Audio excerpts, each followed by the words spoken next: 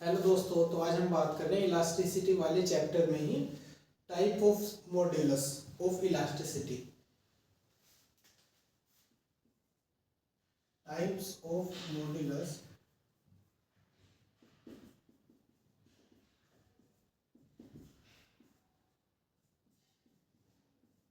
Of elasticity. Types of modulus of elasticity. सबसे पहले जो हमारे पास जो स्ट्रेस होता है वो 3 टाइप का होता था, उसी हिसाब से स्ट्रेन भी 3 टाइप का। तो उसी टाइप से हम E इज इक्वल टू होता है stress upon strain, stress upon strain. तो इसी को बेस बनाते हुए मॉड्यूलस होता है इलास्टिसिटी ऑफ मॉड्यूलस 3 टाइप का। पहला जो है वो है Young's modulus, Young's modulus. Second है हमारे पास बल्क मॉड्यूलस,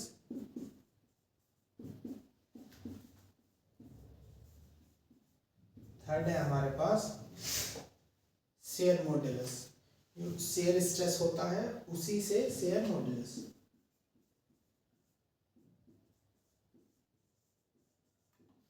शेयर मॉड्यूलस ये जो बेस है वो है इस ई के जो हुक्स लॉ होता है। हुक्स लॉ जो है हमारा स्ट्रेस अपॉन स्ट्रेन पर, उसी के हिसाब से हमारे पास 3 इलास्टिसिटी जो है उनके मॉड्यूलस हैं। 3 मॉड्यूलस ऑफ इलास्टिसिटी। सबसे पहला Young's modulus, second bulk and shear modulus. जैसे हमारे पास होता है कि शेयर स्ट्रेस, तो उसी से आया शेयर मॉड्यूलस। एंड हमारे पास होता है जो फ्लूइड वगैरह होते हैं, जैसा हमारे पास प्रेशर है, तो उसी को हम बेस बनाएंगे ऐसा बल्क मॉड्यूलस में। तो देखते हैं सबसे पहले जो ये होता है वो ये सॉलिड के लिए, ये हम यूज करते हैं फ्लूइड के लिए, और जब कोई ऐसा ऑब्जेक्ट ऐसा टिल्ट हो जाता है ऐसा, तब होता है शियर स्ट्रेस। जब सबसे पहले हम बात करते हैं यंग्स मॉडुलस की सब, और इसके ऊपर बताते हैं कि these types of modulus of elasticity, these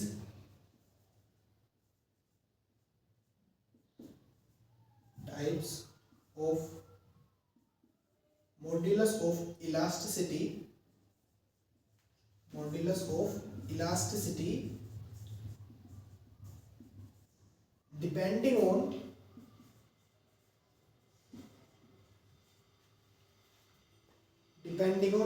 type of stress and resultant strain, depending on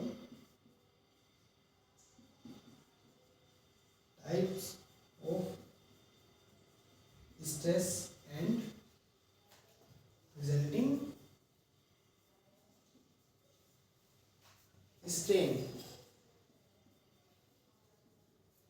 तो हम सबसे पहले बात करते हैं यंग्स मॉडुलस की। सो ये हमारे पास है यंग्स मॉडुलस, यंग्स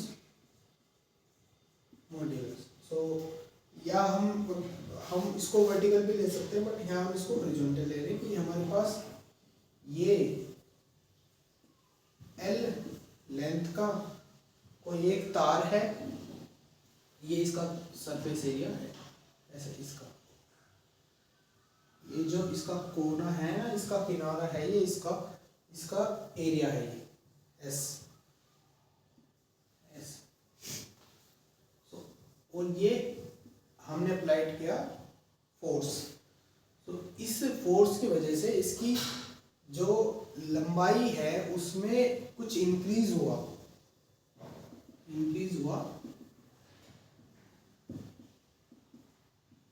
ये डेल्टा एल का। तो हम अगर कहेंगे कि y is equal to y, मतलब यंग्स मॉडुलस यंग्स मॉडुलस वो होगा longitudinal stress upon longitudinal strain, longitudinal stress upon longitudinal strain। तो longitudinal stress जो है हमारा फोर्स अपॉन एरिया, फोर्स पर एरिया, एरिया इस का S, मतलब यहाँ हम S लिख F अपॉन ए लिख दिया हमने, change in length upon original length, इसकी एक्चुअल लेंथ, तो हमने ये लिख दिया इसका। हमारे पास जो है y इज इक्वल टू, हम इसको ऐसे ही रखेंगे f upon A upon delta L upon L, तो ये हमारे पास ऐसा हुआ दिखने में। और अगर हम इसको चेंज करें, जैसे कि सपोज ये हमारा ऐसा वर्टिकल होता, ये है वो वाली रोड और इसका जो एरिया है वो एस है, या चलो एरिया मैंने ए ले लिया था, यहाँ भी ये ए ले लिया मैंने यहाँ, देन यहाँ भी ए ले लिया, और इसकी एल है लेंथ, ये डेल्टा एल इंक्रीज हुआ है। तो अगर हम इसको यंग्स मॉडुलस वाई लिखेंगे तो एफ अपॉन ए, ये वाला एरिया, क्योंकि फोर्स इस पर है और तार पतला होता चला जाएगा, मतलब ये एरिया कम होता चला जाएगा, डेल्टा एल अपॉन एल। तो इसको हम चेंज कर सकते हैं एज अ स्प्रिंग,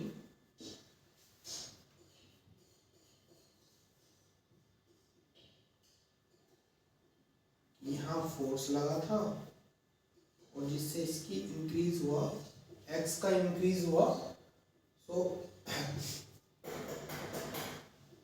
जैसे इस डेल्टा एल को हमको कभी निकालना हुआ, तो अगर हम स्प्रिंग में देखेंगे तो जो इस रोड में डेल्टा एल का चेंज होगा वो इस स्प्रिंग में एक्स का चेंज होगा, सो इंक्रीज हुई कुछ, सो के एक्स हमारा पीछे की तरफ लगता है इस फोर्स को अपोज करने के लिए। सो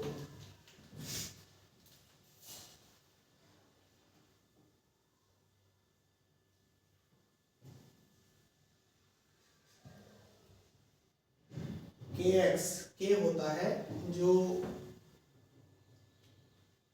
स्प्रिंग है हमारी उसका स्टिफनेस, स्प्रिंग का stiffness, so K is equal to Y A L. इसको याद रखेंगे कि k is equal to Y A L, Y यहाँ यंग्स मॉडुलस है, ए एरिया है और ये इसकी लेंथ है एल, सो ये हुआ हमारा k, k is equal to Y A L.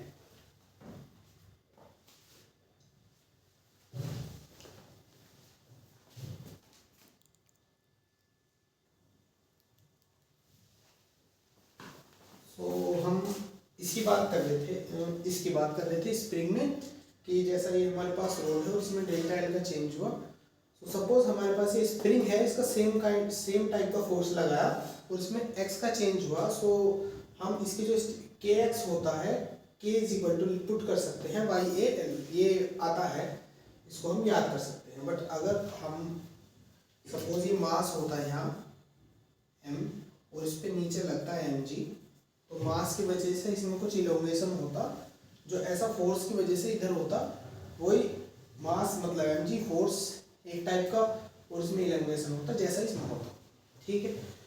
तो हम लिखते हैं वो के एक्स ऊपर की तरफ लगेगा स्प्रिंग में, जैसा स्प्रिंग मास एम को नीचे की तरफ पकड़ी रहेगी और फोर्स एक नीचे की तरफ लगता रहेगा, सो एक फोर्स जो एम जी को अपोज करेगा, के एक्स स्प्रिंग फोर्स वो ऊपर की तरफ लगता रहेगा, so K X is equal to M G. अगर जो वो इससे बैलेंस हो जाता है, स्प्रिंग बैलेंसिंग पोजिशन में है, तब K X is equal to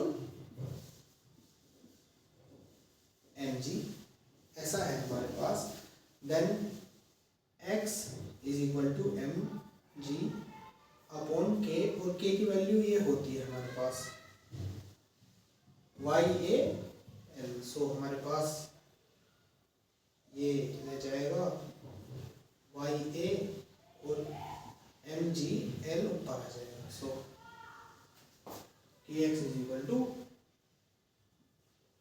mg/L/YA हमारे पास फॉर्मूला हुआ। इसे हम हुक्स लॉ से भी फाइंड कर सकते हैं, मतलब चेंज इन लेंथ।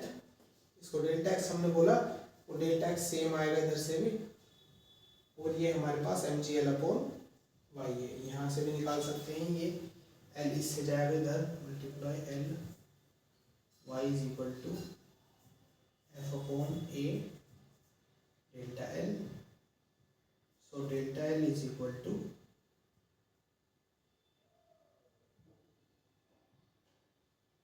mg, हमने इसकी जगह पुट किया mg/a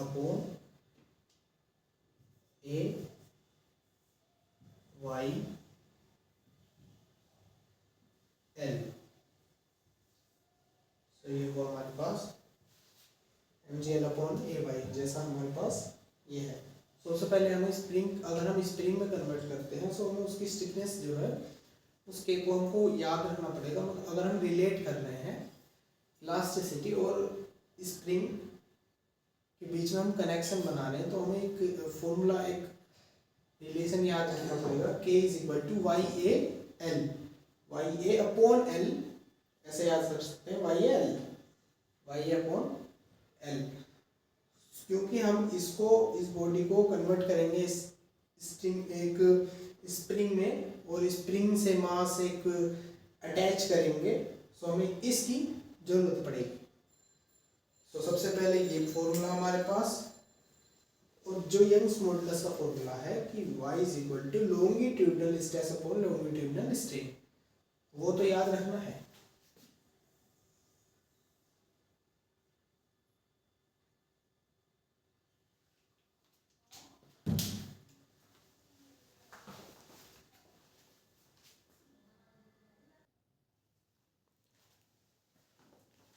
इसके बाद है हमारे पास सेकंड, बल्क मॉडुलस। सेकंड है बल्क मॉडुलस।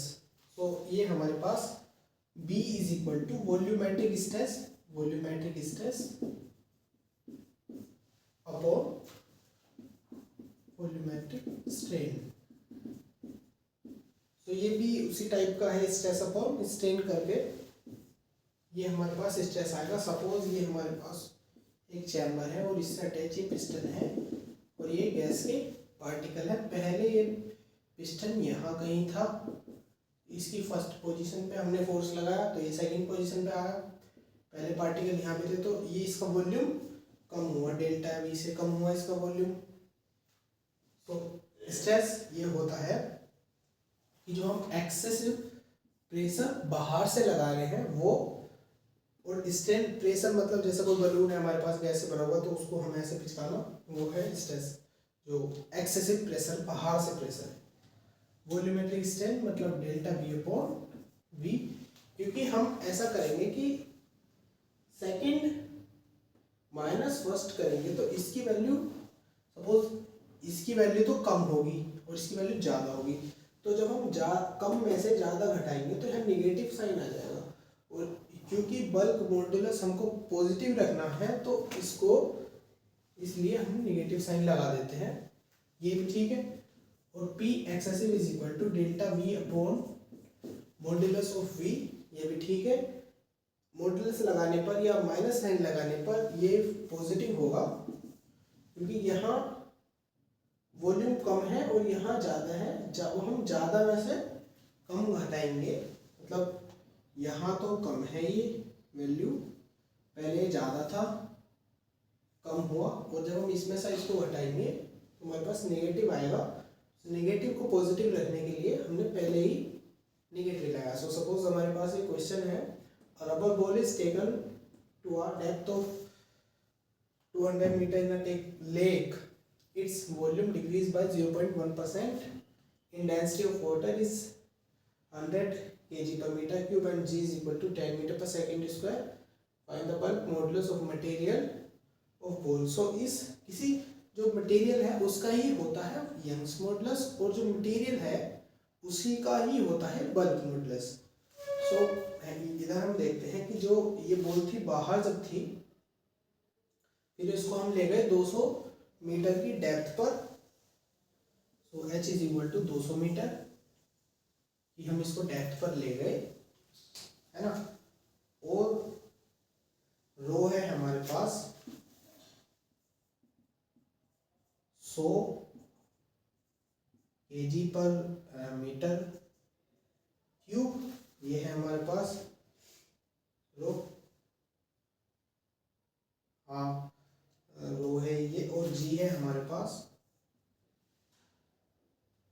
जी है 10 मीटर पर सेकेंड स्क्वायर। सो हमें बताना है bulk modulus. So bulk modulus is equal to B is equal to excessive pressure जो बाहर से है, मतलब बाहर खाली हम पी जो एटमॉस्फेरिक प्रेशर था, एटमॉस्फेरिक प्रेशर बाहर भी था और ये अंदर, और उससे हमने इसको माइनस किया, तो जो एक्सेसिव है मतलब बाहर से जो ज़्यादा लगा है वो है एच रो जी हमारे पास। तो ये आएगा सबसे पहले एच रो जी एक्सेसिव प्रेशर की कैटेगरी में। इसके बाद डेल्टा वी अपॉन वी। तो डेल्टा वी अपॉन वी मतलब चेंज इन वॉल्यूम है हमारे पास 0.1%, 0.1%। सो परसेंट और माइनस साइन हमने हटाए दोनों, सो हमारे पास 1/1000 आया। सो ऊपर अब जब हम ले गए इसको तो ये हमारे पास इतना आया, ये वैल्यू है डेल्टा वी अपॉन वी की। और जब हम इसको लिखते हैं, ये लिखते हैं delta V upon V is equal to हमारे पास इतना, delta V upon V is equal to 10⁻³ so delta V upon V, delta V upon V. यहाँ सबसे पहले एच की वैल्यू 200 और ये 1000 है ना, शायद 1000 है, 1000 और ये तो ये आएगा हमारे 2 3 मल्टीप्लाई 10⁴ हमारे पास डेल्टा वी अपॉन वी आएगा 10⁻³ 10⁻³ और जब ये ऊपर जाएगा तो ये हो जाएगा पॉजिटिव। तो ये 4 है और ये 3 है, ये 7 हो जाएगा और 2 0 इधर है तो 9 हो जाएगा, मल्टीप्लाई 10⁹। ये वॉल्यूम से वॉल्यूम तो डिवाइड हो जाता है, ये बचता है खाली, है ना। तो ऐसा मतलब F अपॉन ए मतलब न्यूटन पर मीटर स्क्वायर वाला। So newton per metre square is equal to B. So B is equal to 2 multiply 10⁹ newton per metre square. Bulk modulus Y. इसके बाद हम देखते हैं shear modulus.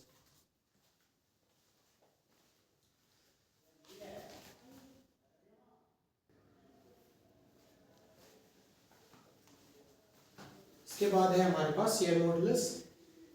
Third is shear modulus.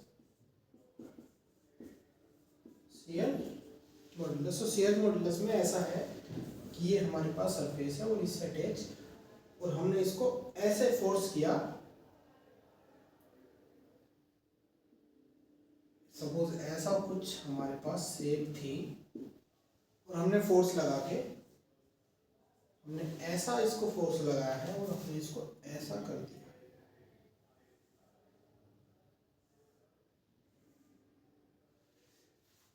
ऐसे shape हमने इसकी कर दी है। इसमें थीटा का चेंज आया है, इसकी हाइट है h, x इसमें डिस्टॉर्शन है, x ये इधर शिफ्ट हुआ है, ये वाला पॉइंट, अगर हम इस पॉइंट को नाम दें a, तो ये इसका शिफ्ट है x। और ये जो थीटा एंगल है ये बहुत छोटा एंगल है, बहुत छोटा एंगल है, तो हमने इसको शियर मॉडुलस को हम कहते हैं ईटा सबसे पहले। So eta is equal to shear stress upon shear strain. Shear stress upon shear strain।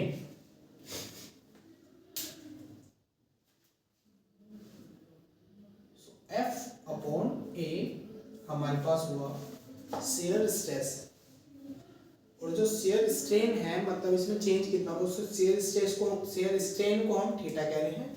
हमने इसको थीटा पुट किया, theta is equal to theta बहुत छोटा है, बहुत छोटा है, तो हमने इसको टेन थीटा कंसिडर किया। टेन थीटा की हमने वैल्यू फाइंड की, सो ये आया हमारे पास x अपॉन h। सो हमने पुट किया f upon a upon x upon h, इस थीटा की वैल्यू x अपॉन h। इसके बाद सेकंड हेडिंग है हमारे पास बल्क मॉडुलस और कंप्रेसिबिलिटी। सेकंड हमारे पास ये हुआ हमारा शेयर मॉडुलस। शेयर मॉडुलस ईटा से रिप्रेजेंट करते हैं shear stress upon shear strain. Shear stress मतलब F upon A is equal two upon theta shear strain. So theta बहुत छोटा है, इसीलिए हमने इसको बहुत छोटा छोटा होने के लिए कंसीडर किया tan theta. Tan theta is equal to x upon h आया हमारे पास। मतलब अगर ये हमारे पास थीटा एंगल है तो ये हमारे पास बेस हुआ, सपोज ये थीटा एंगल है तो ये हमारे पास बेस हुआ, और ये हमारे पास परपेंडिकुलर हुआ x, perpendicular upon base, so x upon h, so f upon a upon x upon h। इसके बाद है हमारे पास compressibility of a material. Compressibility of a material, compressibility जो होती है बल्क मॉडुलस के जो है, सपोज ये कंप्रेसिबिलिटी है,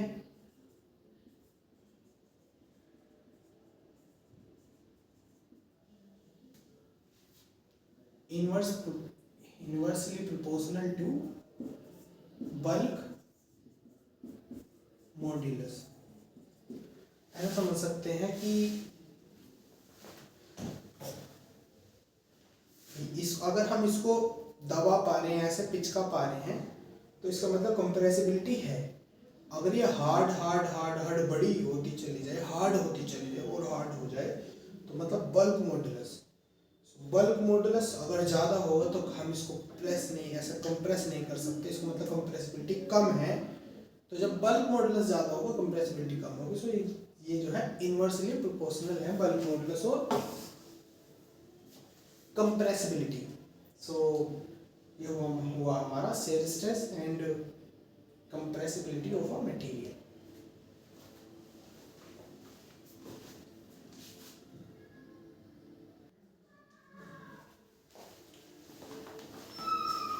इसके बाद हम बात करते हैं density of elastic potential energy. मतलब जैसे आप किसी भी चीज डेंसिटी होती है, डेंसिटी इज इक्वल टू होता है मास पर वॉल्यूम। जैसे मास की डेंसिटी है, तो अगर हम पोटेंशियल एनर्जी की डेंसिटी की बात करेंगे, पोटेंशियल एनर्जी की डेंसिटी की, तो वो होगी पोटेंशियल एनर्जी पर वॉल्यूम। कितने वॉल्यूम की पोटेंशियल एनर्जी है, पोटेंशियल एनर्जी पर वॉल्यूम की हम बात करेंगे जब हम बात करेंगे डेंसिटी ऑफ पोटेंशियल एनर्जी। सबसे पहले हम देखते हैं कि पोटेंशियल एनर्जी क्या है। सो हम इसको स्प्रिंग से करते हैं कि ये हमारे पास स्प्रिंग है,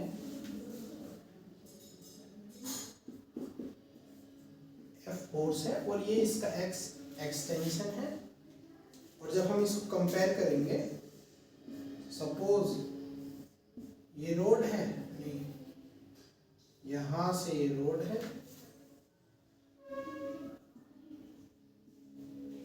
स्मॉल है, और ये F है। तो इसको रिलेट करते हुए K इज इक्वल टू है YA L। यहाँ हमारे पास अगर हम पोटेंशियल एनर्जी की बात करें, इसकी पोटेंशियल एनर्जी की, वो U इज इक्वल टू होगी 1/2 kx², k हमें पता है YAL, सो YAL, और ये x, हम x की वैल्यू l भी रख सकते हैं, सो हमारे पास आया l², so u is equal to 1/2 y into small l upon capital L, small l upon capital L, ये हो गए इसके दोनों l, 2 a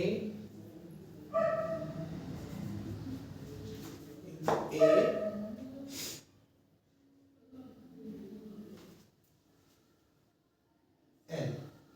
जिससे डिवाइड हो जाएगा, ये वाला l सेल से खत्म हो जाएगा और ये एक l बचेगा खाली। ये हम एरिया, जैसे सपोज ये कोई एरिया था और ये l लंबाई तक उठा दिया तो ये वॉल्यूम बन जाएगा ऐसा, तो ये पूरा वॉल्यूम हुआ, तो ये हमारे पास वॉल्यूम है। तो इसको हम देख सकते हैं जो पोटेंशियल एनर्जी है हमारे पास 1/2, इसको हम लिख सकते हैं stress multiply strain multiply volume. Potential energy है हमारे पास 1/2 stress into strain multiply volume.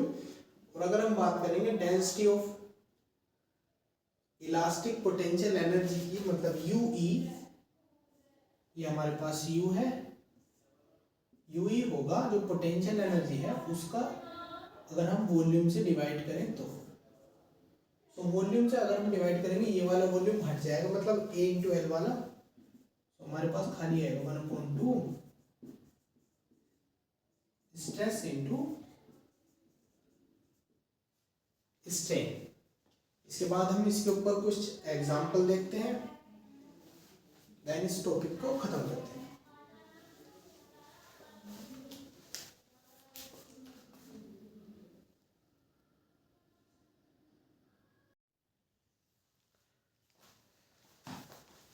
तो इसके बाद हमारे पास दो क्वेश्चन हैं जो अभी हमने पीछे पढ़ा है उसके ऊपर। पहला क्वेश्चन कि ये दो वायर है हमारे पास और इन पर सेम फोर्स अप्लाई किया गया है और मटेरियल का जो यंग्स मॉडुलस है, स्टील और कॉपर के दो वायर हैं 1 और 2, और इनका यंग्स मॉडुलस 2 × 10⁻11 एंड 1.2 × 10⁻11 है। Two exactly similar wires, steel and copper, are stretched by equal forces. Equal forces से ये stretch किए गए हैं। If the difference in their elongation, जो इनका elongation है, suppose इसमें elongation x1 हुआ और इसमें elongation x2 हुआ, difference in their elongation is 0.5 centimetre. 0.5 centimetre का इनके elongation के बीच में जो है डिफरेंस है, मतलब x1 माइनस x2 इज 0.5। हम ऐसा देख सकते हैं कि जो इसका यंग्स मॉडुलस है तो 2 है मल्टीप्लाई 10⁻11 एंड 1.2 मल्टीप्लाई 10⁻11, सो इसका कम है यंग्स मॉडुलस, मतलब ये हल्का हुआ था और ये भारी होगा कुछ, मतलब ये ज़्यादा स्टिफ होगा। तो जो ज़्यादा स्टिफ होगा उसकी लेंथ कम इंक्रीज करेगी, जो कम स्टिफ होगा उसकी लेंथ ज़्यादा इंक्रीज करेगी। सो हमने इसकी लेंथ ज़्यादा इंक्रीज कर दी, ऐसे भी समझ सकते हो। जो इनके बीच में डिफरेंस है, जो इनकी जो इलोंगेशन हुआ है, लंबाई जो इनकी इंक्रीज हुई है फोर्स की वजह से, उनके बीच में जो डिफरेंस है वो है 0.5, x1 माइनस x2 इज 0.5 इन दोनों के बीच में। सो हमको ये करना है, सो सबसे पहले हम इसको कन्वर्ट करते हैं कि ये पहला हुआ स्ट्रिंग और इस पर F अप्लाई था, इसमें x1 इलोंगेशन हुआ पहली वाली में, और ये हमारे पास दूसरी, इस पर F अप्लाई किया था और इसमें इलोंगेशन हुआ x2, और इसका k है, इसका भी k है, इसका k1 है, इसका k2 है, ऊपर की तरफ डायरेक्शन में फोर्स लगा होगा, ऊपर की डायरेक्शन में फोर्स लगा होगा इसमें K1x1, इसमें लगा होगा K2x2, क्योंकि दोनों फोर्सेस ना इक्वल हैं, सो इन दोनों की वैल्यू भी इक्वल होगी, मतलब K1x1 is equal to K2x2। हमने ऐसे किया, सो x1 अपॉन x2 is equal to K2 अपॉन K1। सो K2 की हमने वैल्यू पुट करी y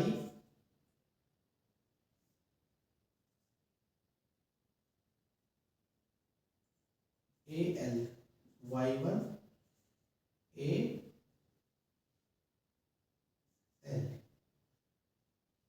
सो हमारे पास ये हुई इनकी वैल्यूज। सो हमारे पास y2 अपॉन y1 आएगा, मतलब ये 1.2 मल्टीप्लाई 10 टू द पावर 11 अपॉन 2 मल्टीप्लाई 10 टू द पावर 11 ऐसा आएगा। सो ये 0.6 आएगा, x1 अपॉन x2 इज 0.6।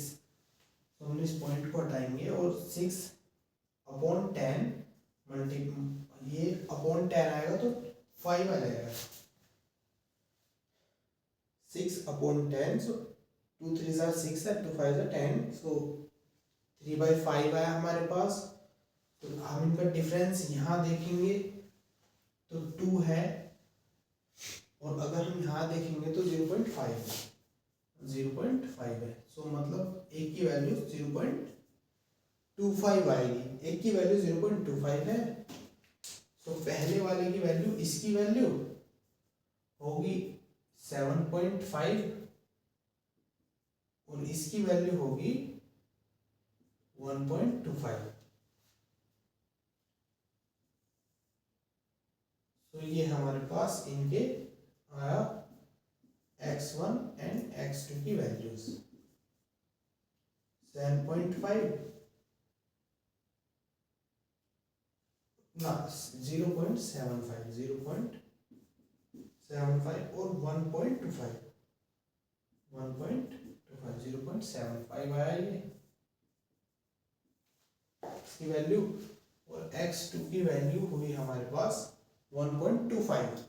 इसके बाद ये हमारे पास question, the radius of metal wire is 0.2 mm, find the required force to increase the length by 0.2%। मतलब ये मेटल वायर है जिसकी जो रेडियस है 0.2 mm है, फाइंड द रिक्वायर्ड फोर्स, मतलब रिक्वायर्ड फोर्स हमको बताना है to increase the length by 0.2%, उसके जो लेंथ है उसमें 0.2% का इंक्रीमेंट करना है, और उसका जो यंग्स मॉडुलस है gamma y is equal to 9 multiply 10 to the power 10।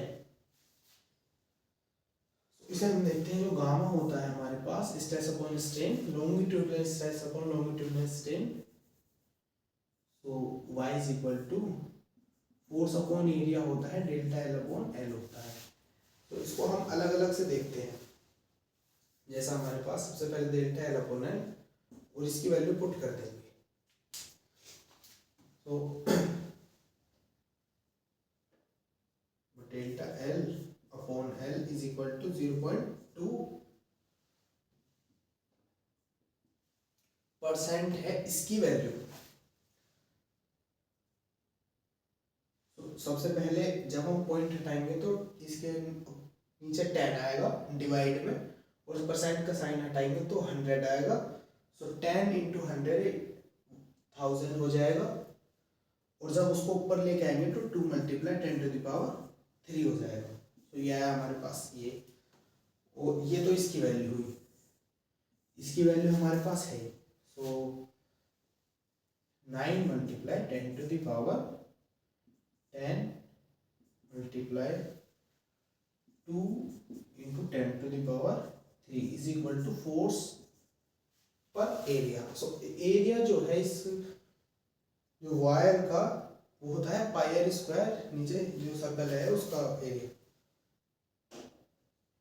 तो मतलब पाई आर स्क्वायर, आर हमारे पास है 0.2, m का मतलब मल्टीप्लाई बाय 3 मीटर, मैंने इस एक पॉइंट इधर दिया मतलब 10 टू द पावर -4 मीटर, एक पॉइंट हमने इधर करने के बाद ये आया फिर हम इसको इधर पुट कर देते हैं। तो ये हमारे पास आएगा 9 multiply 10 multiply 2 10³ multiply pi into R square, मतलब R multiply 2 multiply 10⁻⁴ is equal to F. तो यहाँ से हमारे पास आएगा एफ इज इक्वल टू, सबसे पहले ऐसे देखो,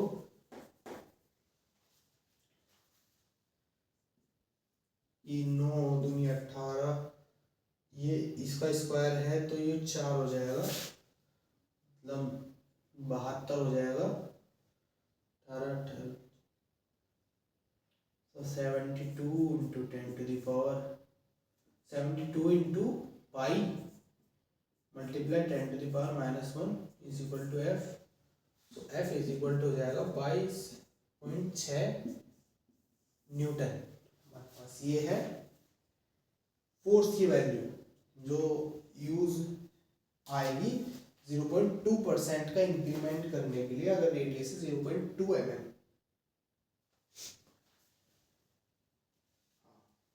22.6 न्यूटन। 9 दूनी 18 और ये यहाँ से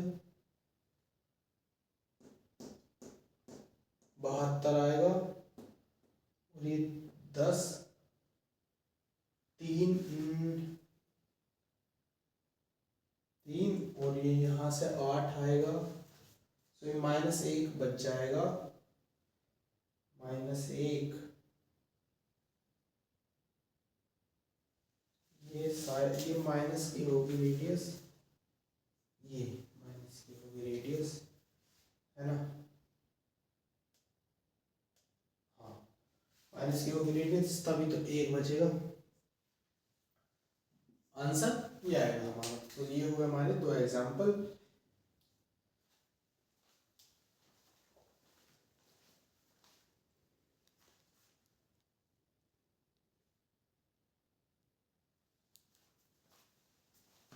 इसके बाद हमारे पास एक और क्वेश्चन है। 2 wires of same diameter of the same material having the length L and 12, so L and 12 मैंने कैपिटल लिख दी है। If the force F, so force F इस पे भी अप्लाइड किया है और फोर्स F इस पे भी अप्लाइड किया है on the each of the ratio of the work done in the 2 wires will be, so हमें वर्क डन का रेशियो बताना है, मतलब इस पहले वाले पर और दूसरे वाले पर। हमने पहले वाले के लिए W1 रेशियो W2 हमको बताना है। तो ये होता है फोर्स इनटू डिस्प्लेसमेंट। तो इस क्वेश्चन को आसान करने के लिए इसको हम ऐसा वायर में कन्वर्ट, एक स्प्रिंग में कन्वर्ट कर देते हैं कि यहाँ ये पॉइंट है और F फोर्स लगाया है पहले वाला, और ये है,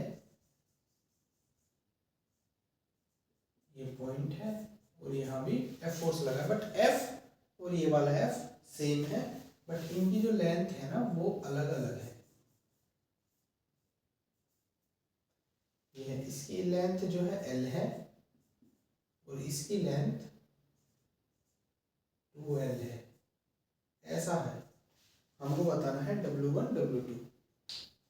So W1 is equal to force into displacement, इसका जितना डिस्प्लेसमेंट होगा पहला, W2 is equal to force into displacement, second वाला डिस्प्लेसमेंट। तो हम सबसे पहले पहले वाले को देखते हैं जो K होता है, K is equal to Y A L होता है। Y तो सेम है दोनों का, Y is equal to Y A 2L है। तो मतलब ये सारा पार्ट सेम है, तो ये जो है K/2 है यहाँ, और यहाँ सपोज ये पूरे को अगर हमने K कहा तो यहाँ K/2 हुआ। इसके बाद देखते हैं फोर्स। जो फोर्स लगता है वो पॉइंट से पीछे की तरफ Kx होता है, पॉइंट से पीछे की तरफ Kx, मतलब इसके अपोजिट है ना, ये एक्सटर्नल फोर्स है, तो स्प्रिंग फोर्स अंदर की तरफ होगा, इसका रिएक्शन फोर्स Kx, तो यहाँ इस kx को और इन kx को इक्वल होना पड़ेगा, तभी f इज इक्वल टू तो kx होता है। तो यहाँ ये जो है k/2 है, और अगर यहाँ f और ये दोनों f इक्वल होने हैं, मतलब x kx और kx होने हैं, तो इसको भी kx बनाने के लिए यहाँ 2x लिखना हुआ है, यहाँ 2x ऐसा। तो इसके में x इंक्रीमेंट होगा, इसमें 2x इंक्रीमेंट होगा, ऐसा हम समझ सकते हैं। मतलब x और 2x, तो हमारे पास फोर्स सेम है और डिस्प्लेसमेंट x हुआ सपोज पहले वाले में, दूसरे वाले में फोर्स इंटू डिस्प्लेसमेंट मतलब 2x to fx is equal to fx। तो ये हुआ हमारे पास। इसके बाद हम इसको समझते हैं, जो छोटी स्प्रिंग होगी उसका जो k है स्टिफनेस ज़्यादा होगी, और जो बड़ी स्प्रिंग होगी उसकी स्टिफनेस कम होगी। ऐसा हम देख सकते हैं यहाँ से कि k/2 हो गया था, k/2 को x की वैल्यू कौन सी यहाँ पुट करें जो kx सेम बना रहे। तो k की वैल्यू तो k/2 है, यहाँ इस की वैल्यू इंटू 2x हमको पुट करना पड़ेगा। सो इंक्रीमेंट हुआ 2x का, तो f इंटू 2x। तो यहाँ हमने देखा ये fx आएगा, ये भी fx आएगा, तो 1/2 1:2 आया दोनों का वर्क डन का रेशो, इस वायर का और इस वायर